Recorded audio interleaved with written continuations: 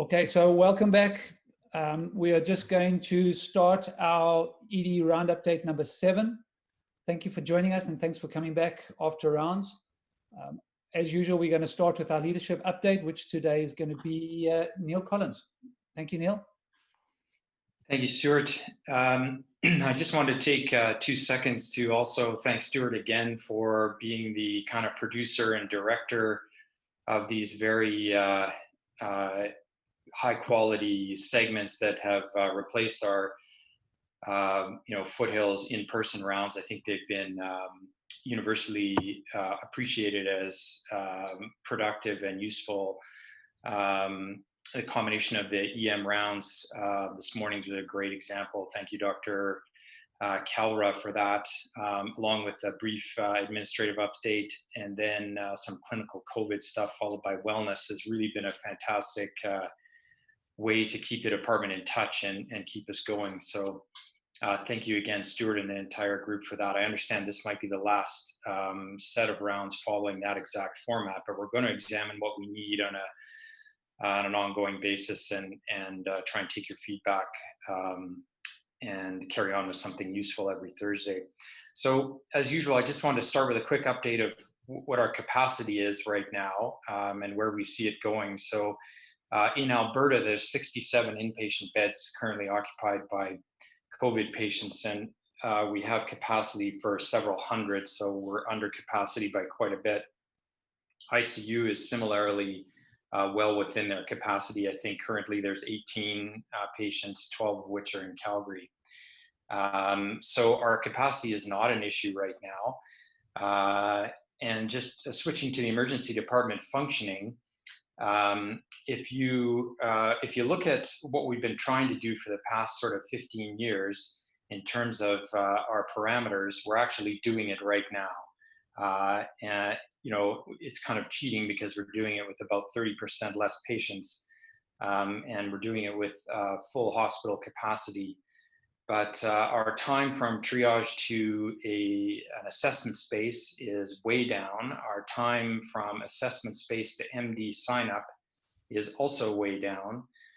What isn't way down is the ED sign up to discharge time. So the overall processing time of patients is much reduced, but the time that the ED physician spends working the patient up and doing a disposition is actually a little bit increased. And I think that probably reflects the difficulties that we have looking after patients in the current setup. The requirement for PPE donning and doffing, the difficulties with history, the enhanced time it takes to get collateral history, phone calls to family, using the language line, all those things. So, but we can't ignore the fact that the emergency departments are now functioning, I think, how they're supposed to function in a perfect world. So we've been turning our efforts to, in addition to looking forward and making sure that we're not going to face any crunches in the forward, we're also looking backwards.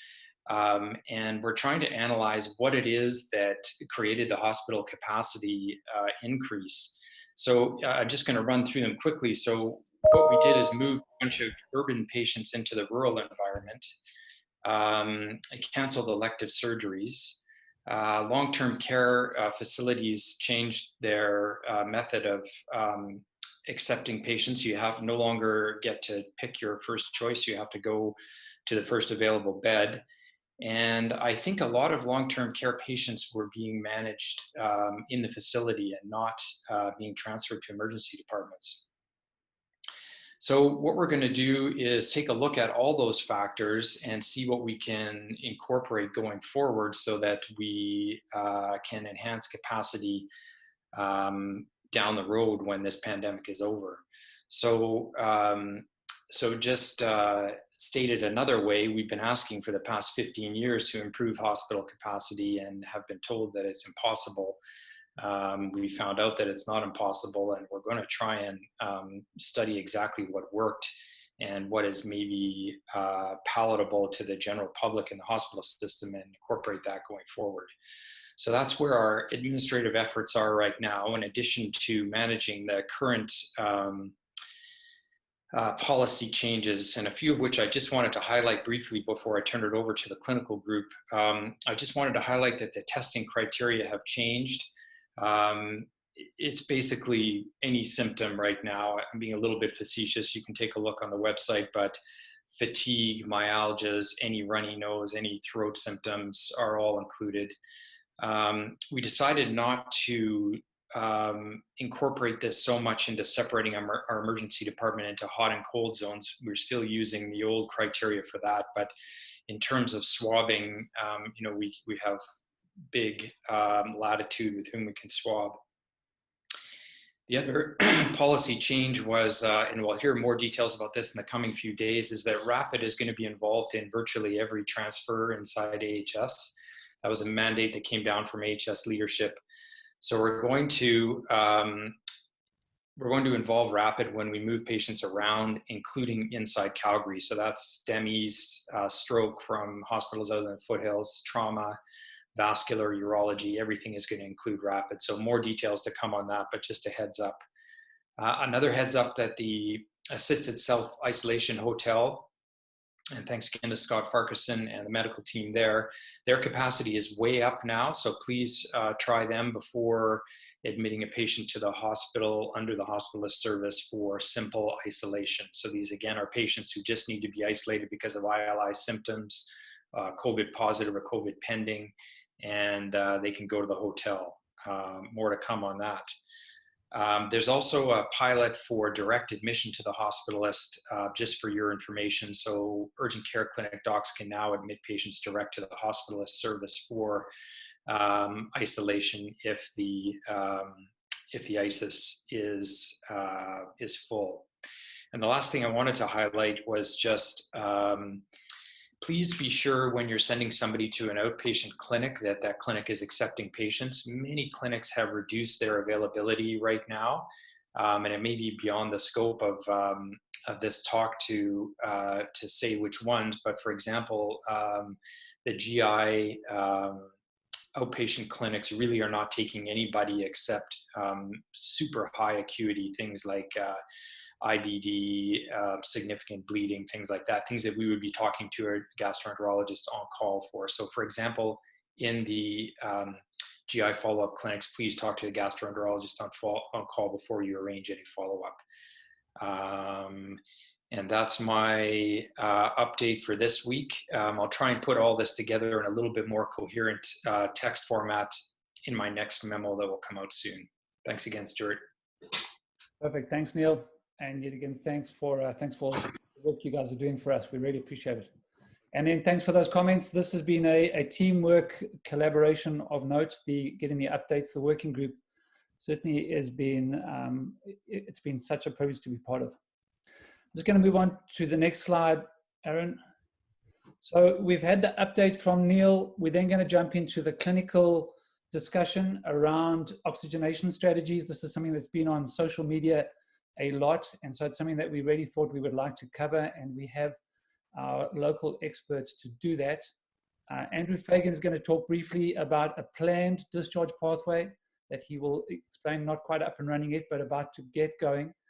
And then Huma is going to appear via a video conference, which is kind of taking these Zoom rounds to the next level. And then Andrew will be correlating our questions today. And we'll wrap it up. Next slide, please. So as Neil mentioned, this is going to be our last ED COVID working group update for the foreseeable future. We have covered a lot of ground, and we thank you for your positive comments that we've heard and for your feedback. It's been really excellent. We feel now that there are other resources that are answering the questions that we got together in the beginning to address, and there's some really good resources that are out there now. So we're going to step back and be mindful of our group's time. We are going to continue to meet as a working group, and so if there are clinical questions or issues raised that are not addressed by other resources, then we will be doing follow-up webinars on an ad hoc basis. So as we feel there is a need, and as people indicate there's a need, we will be doing further webinars, but it's not going to be a scheduled process any longer. So if you have any questions, thoughts, please send them to any of the clinical working group. You can send them to me, and we will address them on our meetings, and then we will see if we can find either somewhere that this question, your question, is answered, or we will look at doing another webinar. Next question, please. Oh, yeah, next slide. Thank you. So just resources to keep you updated that we have found useful that we would like to direct you to if you're not going to already is the AHS Scientific Advisory Group, of which Andrew McRae is a member. They are up to date. They've got some really appropriate, clinically relevant topics that you can find on their page. So please go and seek them out. COVID Corner through the University of Calgary CME. This is their reference page. They have weekly webinars that are clinically orientated, very helpful. The ED rounds will be addressing some COVID things as we go forward. And then the AHS CMO updates that you receive in email every day, those are very good and very up-to-date resources as well. Next slide, please, Aaron. So just to bring Andrew into the clinical discussion now, Andrew's going to be talking about novel oxygenation strategies. As you know, Andrew is an associate professor in our department and a clinician scientist and involved with the AHS clinical work group. Ken Paha will be joining as well. Ken is a clinical associate professor in the Department of Critical Care Medicine and has an interest in ARDS and ECMO, amongst other things, and also is a Canucks fan. So I'm not sure how that kind of plays out, but we'll see what Ken has to say. Thank you, Andrew. All right, thanks very much, Stu. Appreciate the invitation to talk with everyone today. What I was asked to do was try to address some of the questions that have come up in previous weeks around some of the social media and foam ed things that have come up around managing the hypoxemic patient in the ED, and talk about some of the initiatives that are spooling up to try to address some of the key evidence gaps that currently exist. And I do want to thank Ken Parhar from Critical Care for joining us. I'm going to put him on the spot a little bit from time to time to get his perspective on some of these questions. So I'll just move to the first slide. The first question had to do with the so-called happy or silent hypoxemic patient. There's been lots of reports in the lay press and social media, especially out of the northeastern states, also out of China and Italy, of patients with profound hypoxemia, but very little apparent respiratory distress or dyspnea. These patients haven't been systematically described in the scientific literature. There's just kind of circumstantial descriptions, like in one of the awake proning studies that we'll talk about in a little bit. But the common theme is, we've seen a lot of these patients who have really low room air sats, but that don't seem like they're in a great deal of respiratory distress, or they don't feel dyspneic. So they come in late and they come in quite hypoxic, even though they don't necessarily feel terribly bad. Because there hasn't been a lot of systematic data collection or systematic description of these people, one thing that hasn't been well reported is what's the respiratory rate? And so it leads me to question whether these patients really actually exist, or is their degree of hypoxemia really only a surprise if we don't appreciate or measure the respiratory rate. And so this is something I've reflected on my last couple of shifts. I've seen a lot of patients in sort of the suspected COVID areas who haven't had well-documented respiratory rates at ED arrival. And so it's just kind of led me to reflect, do these patients really exist, or are we just not appreciating them until we put a sat probe on their finger? And so one thing we should probably talk about before we talk about how should they be managed is, do they really exist, and do they need to be managed any differently than any other patient who's profoundly hypoxemic? So I thought it'd be useful to put Ken on the spot here, because I think he has some reasonably strong opinions on whether these patients actually exist. So thank you, Andrew, for the invitation. And I also want to just thank everybody on this call. It's just a really proud time to be a part of AHS, being able to work alongside such great colleagues in the Emerg, along with all of the other acute care services that we work beside. And so just really proud of how everyone's been so collegial, helping everybody along and working towards a common goal during this a fairly unexpected COVID-19 pandemic. So really appreciate all the teamwork and all the efforts that everyone's done.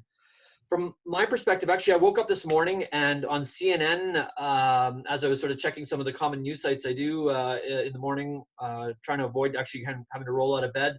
The first article that popped up on CNN was an article by Dr. Levitan talking about these happy or silent hypoxemics. Now, I have to admit, I have never even heard of this term up until about 5 or 6 weeks ago when it popped up on my Twitter feed. And if you sort of poll or review the literature, it's not really a term that I don't think has been ever thrown around prior to 6 or 7 weeks ago. And what it implies is that you have patients that are walking around who are profoundly hypoxemic, but are otherwise asymptomatic. They're happy, they're silent, and they have no signs of apparent respiratory distress. And that on top of that, there's an epidemic of these patients, that this is a common finding. Now, certainly in my practice, having managed several COVID-19 patients, particularly some very severe cases, we've got 2 on ECMO right now at the foothills.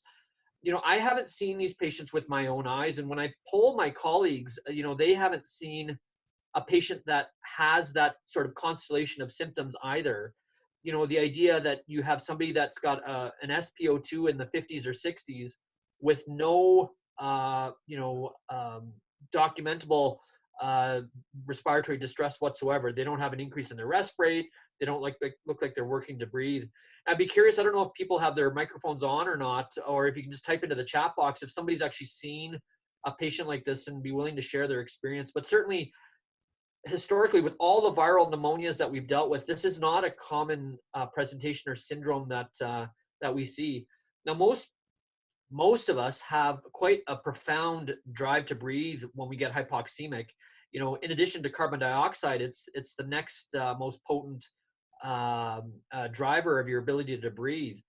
And it's just hard to imagine there would be a scenario where you've got SATs of 50 to 60% and you're walking around with no increase in tachypnea. Now, what might be happening or what people might be seeing is that, you see patients that have some degree of tachypnea, but it's a surprise when you actually see what their saturation levels are. Or the saturation monitors that you're using, and this is a common problem in the US, are these portable saturation monitors that you can buy, sort of off of Amazon, which aren't actually that reliable when they are lower than the usual the usual ranges. So once they drop off below 88%, they're actually quite unpredictable. We all know that curve when you measure your SpO2s is quite the drop off. And so, a SAT of 60 may not actually be a SAT of 60, it may be a SAT of 80 or maybe a SAT of 88. It's quite unreliable. So that's sort of my take on things, is that, before we start getting concerned that there's an epidemic of patients walking around in the community with profound hypoxemia where they're completely asymptomatic, I share Andrew's opinion that this should really be described, studied, and we should have a better understanding of the mechanism before we get too excited about this, because I personally don't think it hasn't been my experience that these patients really exist for the patients that we've had come through our healthcare system. And I just wonder if we're, this is one of those things that caught fire a bit more than it should have in the Twitterverse. And I'll leave it at that. And again, please comment in the chat box, or if you're able to through your microphone, if you've had a patient experience with somebody that's had this syndrome. Yeah, I think I'd echo that encouragement to use the chat box if people have had clinical experiences that differ from what we're going to be presenting. So I think I'll move on to the next slide and get into more of a discussion around awake proning, which has gotten a lot of traction in foam and social media as a potential strategy to improve oxygenation and potentially avoid having to intubate COVID patients.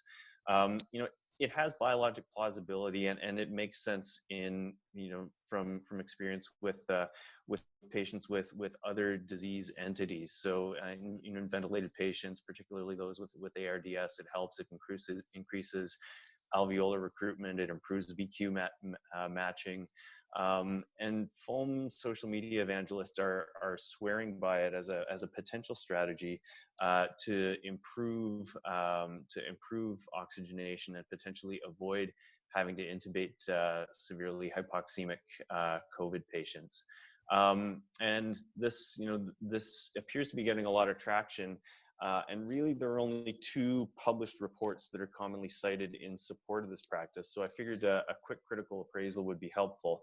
So we'll just move to the next slide and talk about a letter to the editor from Sun et al. In intensive care medicine. This is from Jiangsu province in northeastern China. They observed that their mortality for COVID disease was substantially less than in Hubei province. So they wrote a description of their critical care protocols. And their critical care protocol involved awake proning as well as the use of high flow nasal cannula and non-invasive ventilation. And they observed that even though 10% of their patients got admitted to critical care, only 1% of them required mechanical ventilation. So on the surface, that seems really good. But one thing to keep in mind is that their ICU or their admission criteria for critical care were really quite liberal. Basically, anybody with an elevated respiratory rate, elevated heart rate, and I think that respiratory rate, that might actually be a typo. I think it's actually less than 30, or anyone with a room air sat less than 93 was admitted to critical care for observation. So there were lots of patients in this cohort who probably wouldn't have been admitted to a critical care unit in North America, certainly not in Canada, and a lot of patients who are likely going to do fine anyway. So it's hard to conclude based on this letter to the editor describing a critical care protocol that awake proning in these patients helped to avoid intubation. So next slide. The one that seems to be getting the most attention was published in Academic Emergency Medicine about 10 days ago from Lincoln Hospital in New York City. Doctors Caputo, Strayer, and Levitan reported a case series of 50 patients. Lincoln Hospital is a large tertiary center in the Bronx that gets about 180,000 Emerg visits a year. They reported a series of 50 patients who had fairly significant hypoxemia. Their inclusion criteria that they had to have a room air sat less than 90%, and they were able to self-prone. The reality is their group of patients that they selected was quite a bit more hypoxemic than that. 20 of the 8 of those were walk-ins on room air who had a median O2 sat of 75%. And then they had another 22 patients who were brought in by EMS on varying degrees of supplemental oxygen, 14 on nasal cannula and 8 on non-rebreathers, who were also quite hypoxemic in spite of that supplemental O2.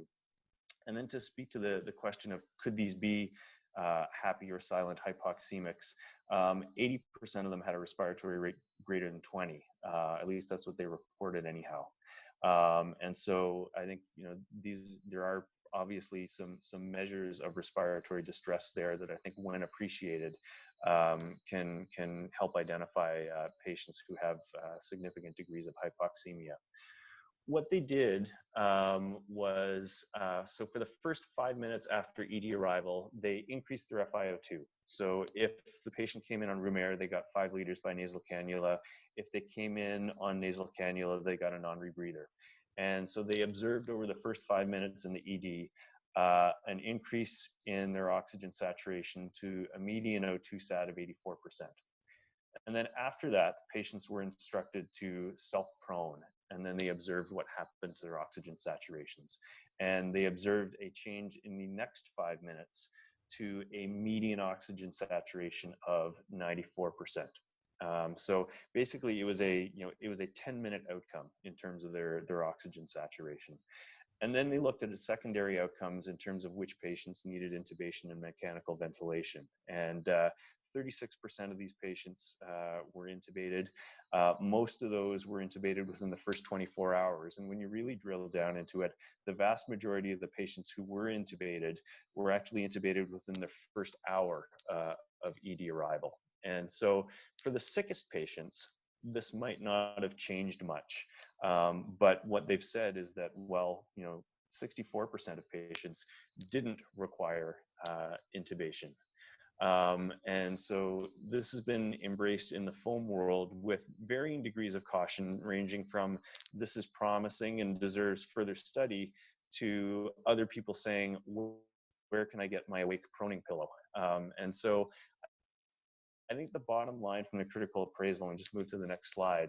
Thanks, Aaron. So if you can hear me okay, you know, it's plausible that this helps in COVID-19 disease, but causality hasn't been established. We don't know who to prone or when to prone them. And probably most importantly, we don't know who not to prone because we really don't want a crashing prone patient in our emergency department. Well, I'll just turn things over to Ken really quickly to discuss some of the pragmatic realities of awake proning very quickly in just a couple of minutes, and talk about a study of awake proning that is being spooled up in the Calgary zone. That's fantastic. Thanks very much, Andrew. So I sent some slides across, so I'll leave this for self-study for anyone who's interested. Just to remind everyone, you know, we use proning quite a bit. You can move to the next slide. The reason we prone patients in the ICU is primarily so that we can minimize their ventilator-induced lung injury. And so when we prone patients, what ends up happening is that all those dependent parts of your lungs that are basically being squished by the ventral parts of your lungs, the chest wall, the heart, and the abdomen, they get a chance to aerate much better. And the reason that's a problem is that when we ventilate patients and they have quite a bit of dependent atelectasis, next slide, please, you end up hyperinflating parts of the lung that shouldn't be hyperinflated. Next slide. So lungs don't often get disease in the same way, and it's not heterogeneously spread. And so when you have parts of the lungs that are quite healthy and other parts that are completely gasless, what can easily happen is even though you're giving them appropriate tidal volumes, you're actually hyperinflating parts of the lungs that are actually quite healthy. Next slide. Next slide. We'll just skip over this one. So, like Andrew mentioned, there's a variety of there's a variety of effects that can improve based on proning. You get better oxygenation, you get better secretion clearance because you're on your tummy, and you can actually get some of that stuff out from the dependent parts. You get less regional hyperinflation. You can actually offload your heart. Next slide. The problem, though, is and we've shown that in a New England paper using prone positioning in patients with moderate to severe ARDS who are mechanically ventilated. We can actually save quite a bit of quite a number of patients. The survival rate basically doubles. Just next slide, please. And so there's an absolute risk reduction of 17%, which is completely unheard of for anything we do in ICU, and it's a number needed to treat of 6. So for every 6 patients that we appropriately prone, we save 1 life. Next slide. Now the problem is, what we know is that the patients that actually improve their oxygenation while we prone them in ICU are not actually the ones that end up getting the survival benefit. So that response that you get to oxygenation doesn't actually predict the people that respond and actually get the survival benefit. And it's probably because the oxygenation response has nothing to do with the response that you get to reduced ventilator-induced lung injury and that reduced hyperinflation. And this is the primary problem when you're thinking about awake prone positioning a patient. Next slide, please. So when you awake prone somebody, they're not actually mechanically ventilated. They're not getting ventilator-induced lung injury, but they are getting that oxygenation benefit. So it's possible that they may get a survival benefit, but it's not going to be through the same mechanism that we see in the ICU. Next section, or next slide. Next slide. So again, like Andrew mentioned, this has obviously caught fire in the Twitterverse. Next slide. And Andrew's done a fantastic job summarizing some of the evidence, so I'm not going to belabor this. Next slide. But what we have to remember is that none of the studies that have been published right now have talked about any of the potential complications. Now, there's a bunch of things that can happen to the patient. They could get hemodynamically unstable. When they're proning patients, this is a big issue for us in the ICUs. You can pull out lines or tubes. Imagine a patient out on the ward that rips out their only IV. Imagine a patient that knocks off their oxygen, their nasal prongs, and it's not detected by the nurse. They could aspirate laying on their stomach. They have an unsecured airway. We have a big issue with pressure ulcers when you spend that much time on your front because you're just not used to that. The patient could arrest. And again, if you're not in a monitored setting, that could be a major problem. And the biggest thing that we worry about possibly is that this improvement in oxygenation actually gives you a false sense of security. And it makes you think that you can delay an intubation when you probably shouldn't. And when you go back to flip that patient over, they might be even sicker. And when you intubate them, you're intubating them in a higher risk scenario. Next slide. So we have a lot of interventions in ICU, and I'm sure you guys can share this because you use many of them in the, or can consider using many of them in the emergency department that can improve your oxygenation. You can put patients on CPAP. It can make their oxygenation better for patients with pneumonia, but we know that doesn't help. You can put them on inhaled vasodilators. You can just put them on truckloads of oxygen through high flow nasal cannula or OptiFlow, but that doesn't improve your survival. So the key question is, does this actually translate to something that's clinically meaningful? Next slide. So what we're proposing in partnering up with some colleagues out in McMaster and a bunch of other centers is that we're going to try and actually evaluate this. We don't recommend awake proning patients currently as standard of care, but we want to decide or determine whether or not this is actually beneficial. And what we've done is we've decided to create 2 studies. One study is actually based out of McMaster that we're playing a major role in. And the other trial is a study that we've actually come up with here that we're partnering with McMaster. And so we're going to run both studies at both centers. And there's actually 26 centers now that have come on board with this. The idea is that if you're an R1 or an R2 goals of care, you'll get considered and enrolled into COVID-prone trial if you have suspected or confirmed COVID-19 infection and you're on oxygen. We'll try and awake prone you for up to 8 hours a day and see if that has any meaningful benefit to your rates of intubation. Now, for patients that aren't ICU candidates, we felt that it was important to evaluate these patients as well because there's really no therapies for them if they have suspected or confirmed hypoxemic respiratory failure, particularly from COVID disease. And so those patients will be recruited in a separate trial using the same trial methodology, and their primary outcome is going to be survival at 28 days. And so these trials will run in parallel, but effectively they're the same trial depending on whether you're an ICU candidate or not. So more information will be coming out about this very shortly. We've got RAB approval for the Corona trial.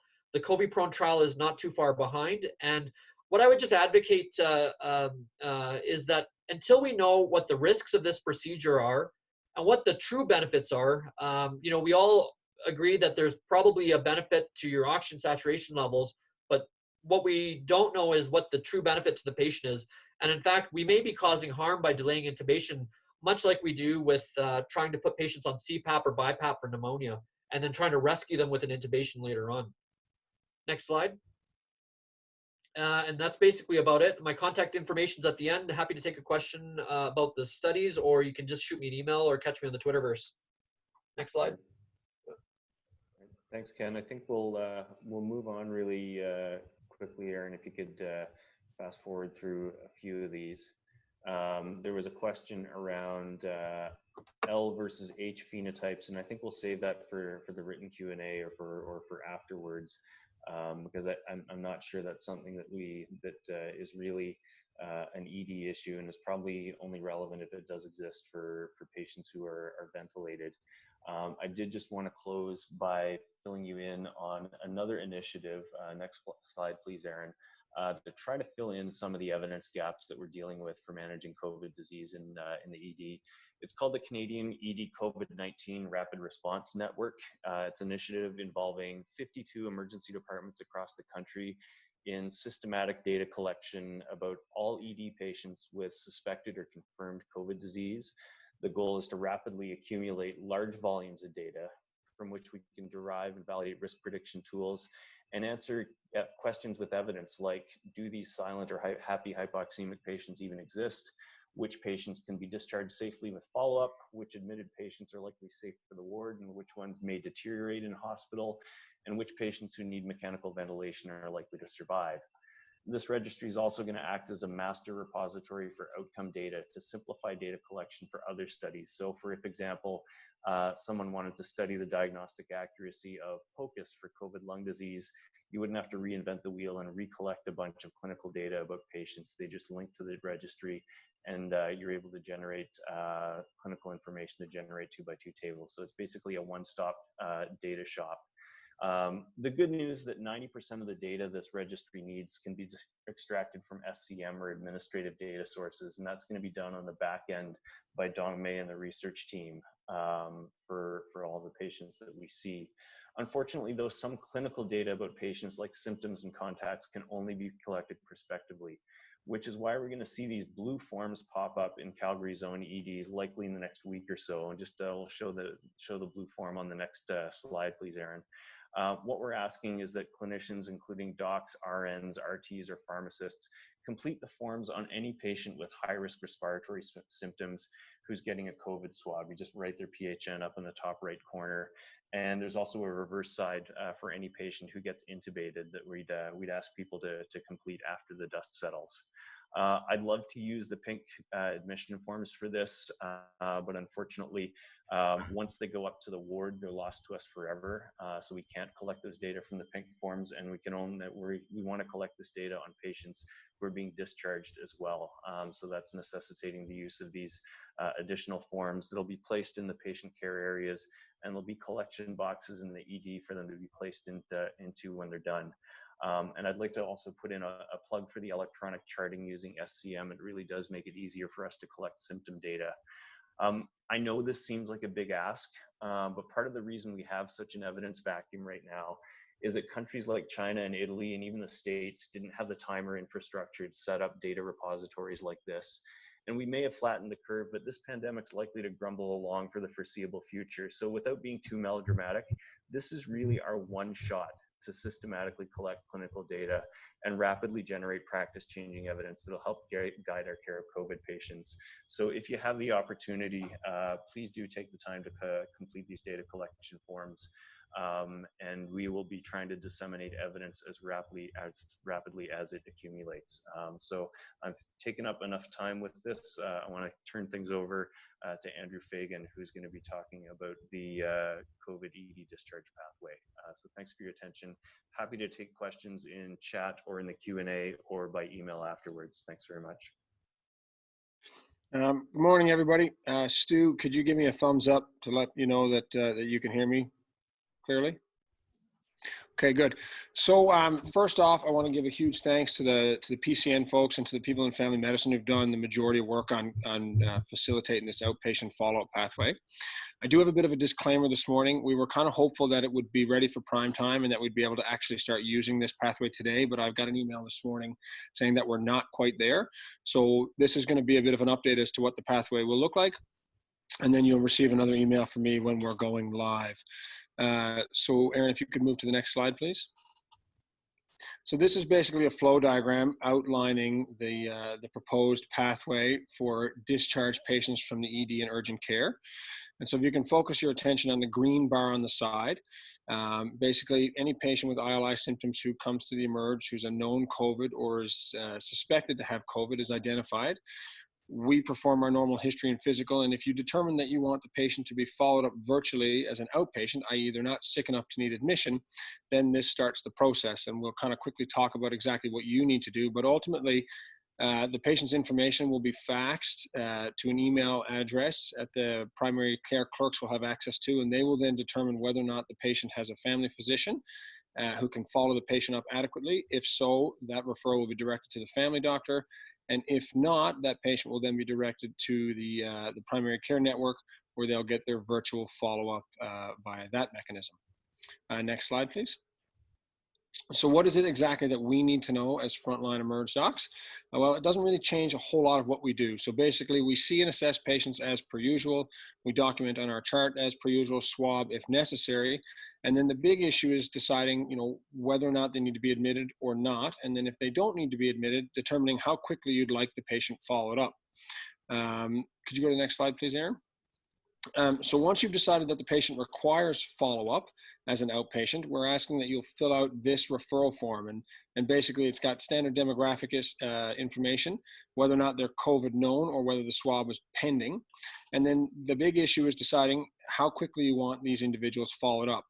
And basically, we've broken it down into less than 24 hours or greater than 24 hours, which we're hoping patients will get followed up within 72 at the outside, but most of them within 48. We've included some information here to kind of help make that decision, but basically it's up to your own clinical judgment. You'll simply tick this box, attach it to your chart, and that will be faxed by our unit clerks to the PCC. Aaron, next slide. Finally, the last thing you'll do is provide patients with this fail-safe follow-up information. So Aaron, if you could go to the following slide. And basically, this is just a fail-safe, because this is new and we're kind of trying to work out the kinks. We don't want to lose anybody, especially people who could be potential high risk to follow-up. So we've asked that you provide them with this form. And basically what this form does, it says if they're not contacted by a physician via phone within either 24 hours, if you determine that they need less than 24-hour follow-up, or less than 48 if you determine that they need less than 48-hour follow-up, then they are to email the primary care network at the below email, and they'll be contacted. And then obviously if people are feeling worse, we've asked them to call 811 for advice or return to the emergency department. So like I said, this is almost ready to go. There's a few process bits that we need to solidify before we can make this live. So for now, we'll just continue with our usual process of having people follow up with their family doctors. But as soon as this is live and active, I will let you all know. Thank you. Oh, sorry. Yes, my job is also to introduce the last part of the talk. So this is Huma. Huma is going to be joining us via video for a wellness update. Thank you, Stuart, and the COVID Working Group for all of your amazing work and guidance through this time. During this pandemic, we've experienced significant changes in our workplace, and that's been a major focus of the Wellness Hub updates so far. However, there's also been significant changes to our personal lives, and that's something that I'd like to address today. As members of the Calgary community, there is sadness in the widespread cancellation of a lot of our traditional summer events, such as Stampede and the Folk Fest. There's also worry about the fate of our beloved Calgary small businesses. We miss being able to grab a meal with a friend at a restaurant or attend a concert. There is sadness and longing that exists, which is overcome by a clear understanding of why things are the way they are. But that doesn't make it hurt any less. One of the best ways to address the sadness of loss and uncertainty we feel as a Calgary community is to support our local businesses. Our Department of Emergency Medicine has a lot of small businesses of their own, as do our partners. So the Wellness Hub is going to be sharing a small business affiliated with our department every Tuesday through the newsletter. So please keep an eye out and try to support local. If you'd like your small business or your partner's small business to be featured, please do email me or reach out to another Wellness Hub member. The first small business to be highlighted is our very own Jolene Bones' partner's company called Calgary Heritage Roasting Company. His name is Jamie, and he sources the coffee beans from all over the world and roasts them here in Calgary. They've got a store and an online ordering option. We have a 20% discount code that we can use, and there's an option for local pickup at Southfield Campus Doctor's Office. Jolene will bring the coffee beans straight to the office there. So let's support each other and our partners. On the topic of supporting one another, I wanted to remind everyone about our very own peer support team, the Physician and Family Services Program, and then of course, informal support through the Slack channel. I wanted to end this Wellness Hub update with a short video about the personal implications of this pandemic for us as members of the Calgary community experiencing a loss of our traditional fun in the city. It's a voicemail message for our city of Calgary. We're going to get through this, just as we've gotten through 100% of our worst days. Thank you.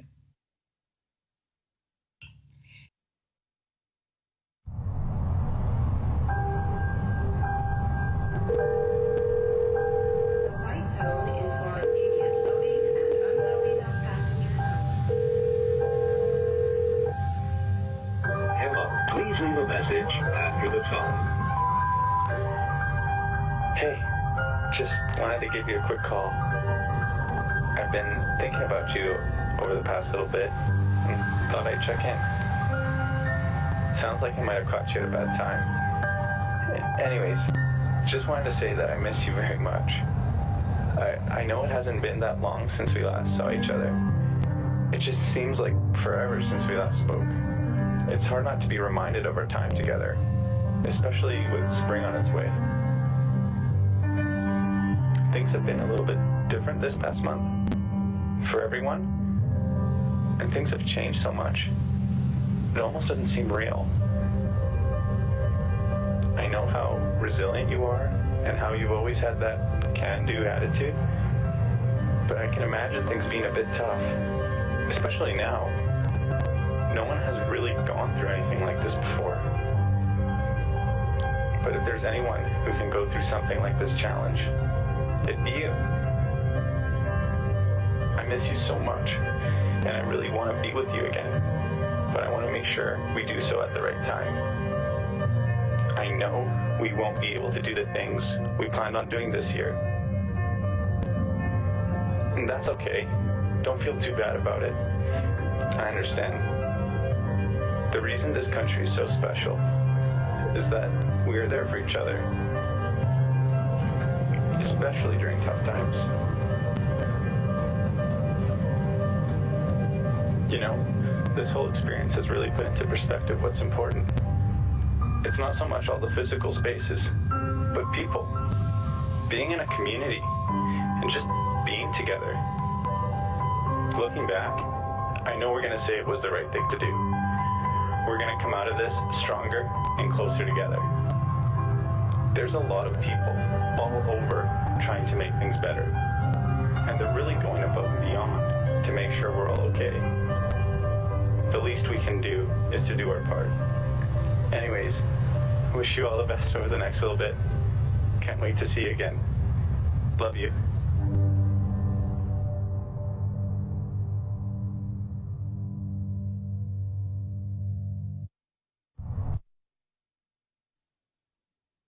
Thanks to the Wellness Hub. It's taken our Zoom rounds to the next level.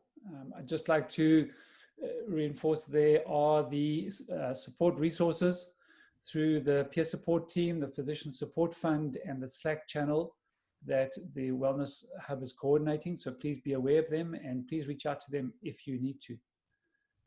Next slide, please. We're just going to wrap up with our question and answer section. So if you have any questions, please put them into the Q&A section and we will try as best we can to answer them now, or if not, we'll get back to you. I'm going to hand over to Andrea, who's been moderating our Q&A today. Thanks, Andrea. Hi there. Yeah, so there was a few questions and comments that came up around ACEs. So Lorianne Baker just pointing out that there is quite a bit of capacity there right now.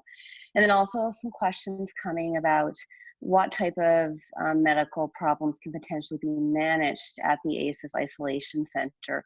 And it was highlighted that this is strictly for isolation. However, there is the potential to manage mild to moderate alcohol withdrawal, and it looks like also mild opiate withdrawal. So I have a few different comments. Scott saying, see while less than 15 can be managed. Mark Scott, who works at ACEs, also corroborating that. And then just a comment that it often will require 24 hours in medications to be weekends and evenings. The other issue is just a reminder to use Rapid when accessing ACEs, because if there is any difficulty with accessing that service, that will be sent up the chain to ZEOX. That was a comment from Lorianne. And in terms of the happy hypoxic, just a comment from Ken Hanrahan saying that he agrees that he feels a lot of these patients with exertional dyspnea, we are surprised when we see their numbers because they don't look terrible when they come into hospital, but they are truly, they're not truly asymptomatic. And then a question from Rhonda in particular to Ken Parhar and the study group, wondering if these trials are going to include use of heated humidified oxygenation sources, so either so OptiFlow in particular. And I might let Ken chime in to answer that question if he's still on the line. Yeah, no problems. Thanks, Andrea. So you can use whatever oxygen delivery source you have available to you, as long as you use it according to the regional policies. So for now, my understanding is that OptiFlow, if you've got a COVID patient, has to be in a negative pressure room, just because it is presumed to still be aerosol generating. But there are some rumors that I think that policy may be liberalized over the next while, which would be great if we could do that. So for now, you can use whatever oxygen delivery method you think is appropriate if you're part of this study, as long as you use it according to your local rules and guidelines. And I would say, Ken, that is a bit contrary to what our understanding and my understanding of the Department of Critical Care Medicine guidelines for management of the COVID patient was, that in general, we have been avoiding OptiFlow even in a negative pressure room in COVID patients. So is that a change in inpatient management that has happened? I would have to go back and check they have updated the guidelines over the last week or so, but my understanding was they could still offer that, particularly out on the ward if you're not a candidate for the ICU. But what I can do is I can get back to you on that. We've just updated those guidelines, and I can fire you an email and you can disseminate it out if you want. Yeah, I think it'll be an interesting one to update, because I think many of us will still be certainly considering intubating the hypoxic patient on a non-rebreather. But if, you know, yeah, it would, I think we should clarify that for sure. So we'll circle back to the group with that answer. Fantastic, thanks. And then there was a question from Matt Fry about electronic charting. So a lot of various forms being filled out. And is there a way of having an electronically auto-populated form to reduce redundancy? I'm not sure who best to direct that question to. Yeah, it's Andrew. Yeah. I hear the you know, the risk of form fatigue. I think for patients who are being discharged, the only form that I think is being asked is the blue data collection form. It's for patients who get admitted, and especially those that get intubated, the form burden may be a little bit higher. So there's the pink intubation form, or the pink admission forms, and then the backside of the blue form with intubation data. You know, I hear that, and I'm sympathetic to it. I would love to have a auto population of research forms. That's probably only going to happen when we transition to Connect Care. Not sure if anybody from the admin side has any additional information or insight, but right now, at least with the current structure of SCM and the IT priorities, that's unfortunately not something that's realistically going to happen in the foreseeable future.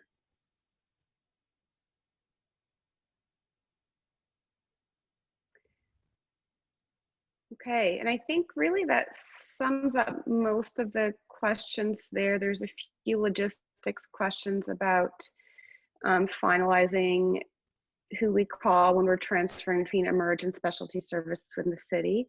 That process is being finalized, so stay tuned. So yeah, I think that addresses most of the questions. Excellent. Okay, thank you, Andrea, for coordinating all that. And then any questions we have not managed to answer, we'll get sorted out by the time we do the Q&A, and we'll get Ken's follow-up on the latest ICU recommendations. So just to wrap up, thank you for staying with us. I know we've gone over time again. Just to thank all the panelists for their contributions today. A lot of thank yous to the ED leadership for their support for the working group and for these webinar updates. To PLP and Aaron Peterson for his help with producing the webinars. It's been essential and really super helpful. And then to the ED working group for the work they've done so far. And we will still be carrying on, but just maybe not quite as often. Please keep sending us your questions, and then stay safe and wash your hands. Thank you very much. We're going to sign off with that. Bye-bye.